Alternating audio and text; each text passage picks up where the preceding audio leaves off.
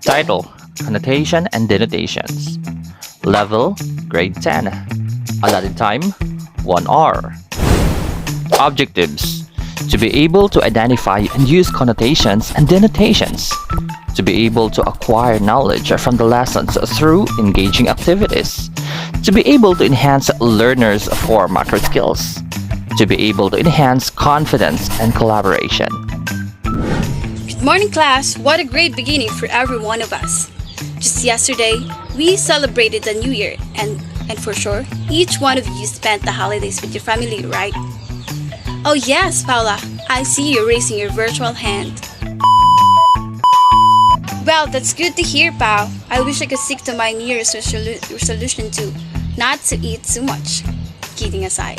Since the vacation is over, this time let's have a brand new beginning with some brand new lessons. But before we begin with the lessons, I would like to ask some questions.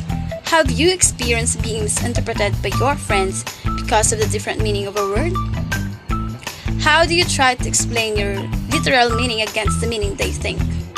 As an introduction, Teacher Pau established learners' interest and attention by opening a simple conversation before anything else. This is a good way of removing tension and replacing positive ambience. We can also see that our teacher began the lesson with the readiness activity. This readiness activity will allow our students to activate their minds about lessons that they will be learning. Indeed, Teacher Pau creates a connection between the main lesson through learners' personal experiences, personal life, and the main topic to be discussed. This short conversation lasts mostly like around 1 to 2 minutes. This time, we will play a short game which will be called Two Bigs, One Word. The class will be divided into 4 groups. Each group should have one leader to represent the whole. You will be guessing the exact word that the two pictures are trying to show. The group that can have the highest score will win the game.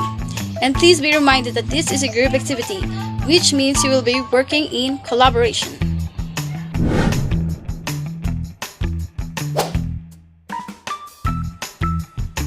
This activity will help the students to be ready for the lesson. Teacher Pau uses visual elements to gather students' attention and interest. We can also see here that the game is done by a group. This means students will be encouraged to be more active in the activity. Thus, it will boost students' social interaction by online means, confidence, and critical thinking skills.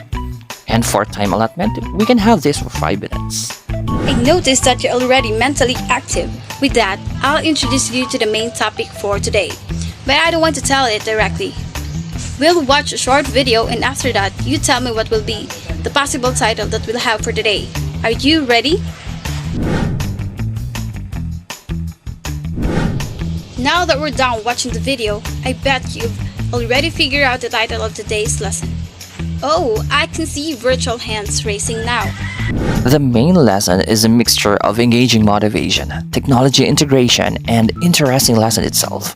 We believe that through this combination of 3, we can maintain the students' interest, and thus, the topic will become more engaging even if it happens in a hybrid modality. The lesson proper will be given a time of 20 minutes.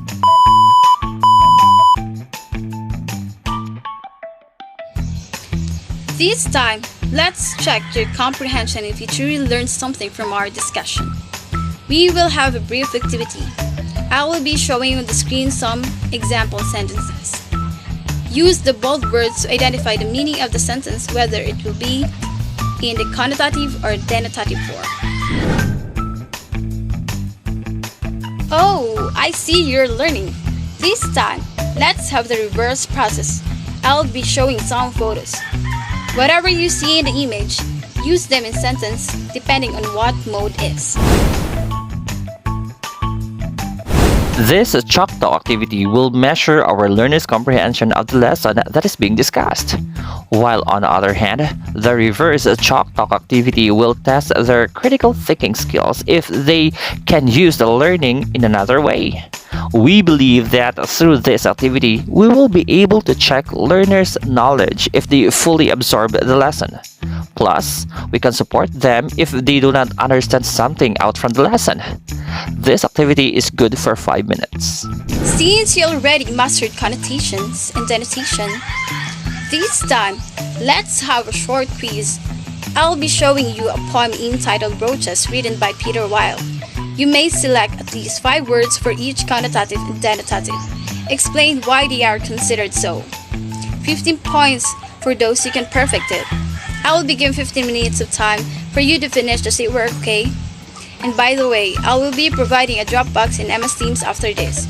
You may start your work now, class. Good luck! For this activity, we are helping our students to apply what they have learned through a poem analysis. It is another way of stepping forward of what they knew by applying it in a more complicated context by challenging their critical thinking skills. Plus, we are giving more ideas on how to make such creative poems through denotation and connotation. And since we still have 8 minutes left, we can use it by explaining the assignment and project.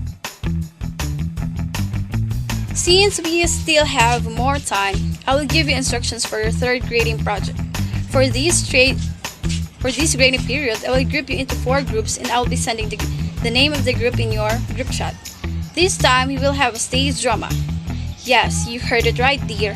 As an integration of the lesson for today, you will be using connotation and denotation in your script. I will be needing your soft copy of your script together with your video, which will be sent in a Dropbox that I made a while ago in this channel. Don't worry, I will give you ample time for you to prepare. There's not a rush, okay? And also please be guided by the rubric shown on your screen.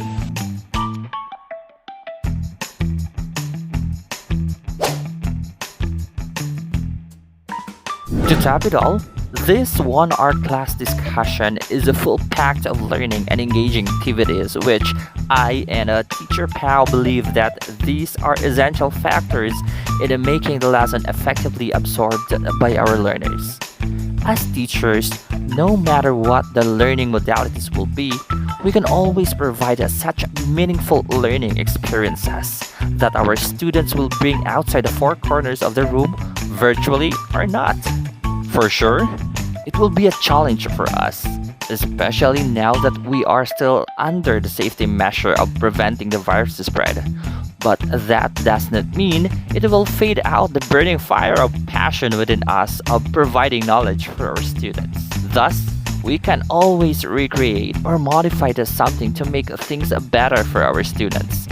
This is what teachers always do. At the end of the day, Teacher Pao and I will become teachers someday.